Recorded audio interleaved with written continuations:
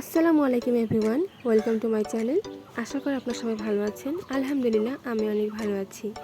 চলে এলাম নতুন একটি ভিডিও নিয়ে। তো দেখতেই পাচ্ছেন আমার মালবেরি গাছে কিন্তু আবারও মাশাআল্লাহ মালবেরি চলে আসছে। আর এই মালবেরি ফলটা কিন্তু আমার খুবই ভালো লাগে, টক মিষ্টি।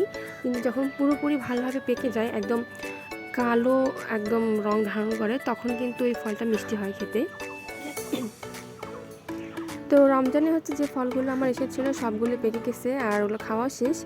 তারপরে হচ্ছে আমি ডালগুলো ভেঙে দিয়েছিলাম। তো ভেঙে দেওয়ার পরে সেই ডালগুলো আবার আমি গাছের গোড়ার দিকে আবার লাগিয়ে দিয়েছিলাম। তো যেহেতু আমি ডালগুলো ভেঙে দিয়েছি, নতুন করে আবার অনেক কুশি আসছে। আর নতুন করে কুশি আসলেই কিন্তু ফল চলে আসে।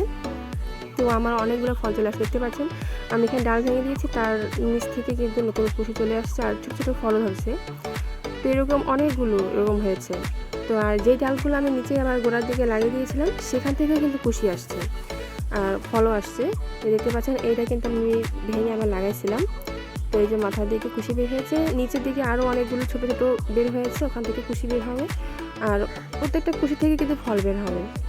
কুশি বের হওয়া মানে হচ্ছে ওই ডাল থেকে ফল বের হবে। তো এভাবে করে আলহামদুলিল্লাহ আমার অনেকগুলো নতুন কুশি আসছে আর অনেকগুলো ফলও চলে আসছে।